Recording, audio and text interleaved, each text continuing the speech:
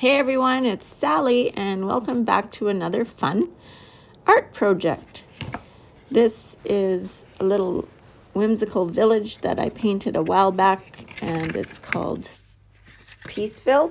So I thought we all needed a little bit of peace in our lives right about now. So if you haven't already, you're going to download the line drawing that is in the description here, or perhaps you got it in my email campaign. With that little line drawing, you're going to transfer it to your watercolor paper. So transfer your line drawing onto your watercolor paper.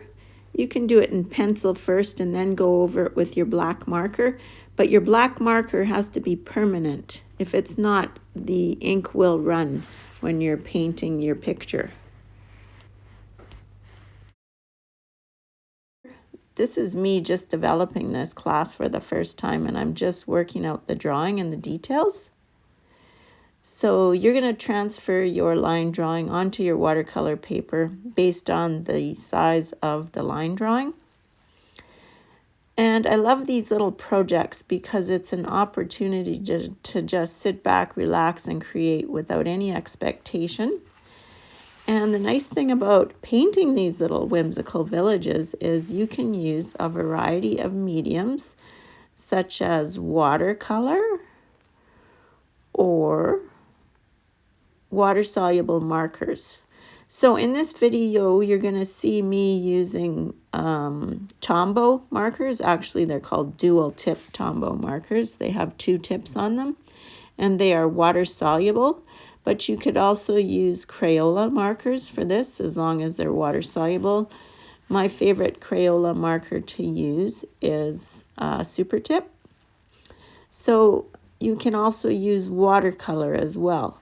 So how this works when you're using markers to color your images is you lay down a bit of color and you have your brush, your watercolor brush. After you lay down your color, when I say lay down your color, I mean you're coloring part of the image. So you put down a little bit of color and then you take your watercolor brush, dip it in your water, then go on to your rag to get out the excess water. And then you just fade that color upward to get a gradation. So you can see that's what I'm doing in my sky here. And you can also combine it with different colors. So here I'm adding a little bit of pink.